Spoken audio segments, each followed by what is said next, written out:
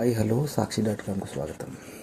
ఆంధ్రప్రదేశ్లో వాలంటీర్ల వ్యవస్థను దెబ్బతీయాలన్న ప్రతిపక్షాల కుట్రకు బ్రేక్ పడింది.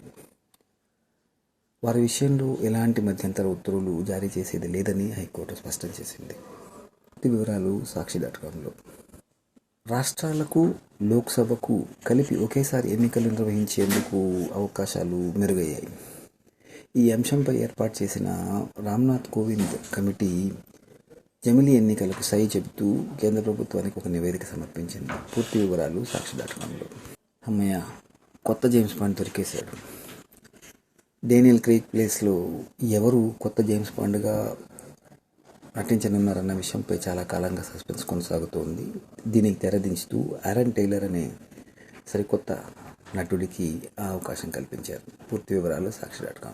ఆంధ్రప్రదేశ్లో వైఎస్ఆర్సీపీ తన ఎన్నికల మేనిఫెస్టోకు తుది మెరుగులు దిద్దుతోంది. ఈ నెల 26న మొదలు కానున్న వైఎస్ జగన్మోహన్ రెడ్డి బస్ యాత్రకు ముందుగానే ఈ మేనిఫెస్టో విడుదలయ్యే అవకాశం ఉంది. పూర్తి వివరాలు సాక్షి.comలో. ధనిక పేద అంతరం అంతకంతకు పెరుగుతోంది. కేవలం 1% జనాభా వద్ద 40% సంపద పోపడి ఉండటం కొంచెం ఆందోళన కలిగించే విషయమే. ఈ పూర్తి వివరాలు సాక్షి.comలో.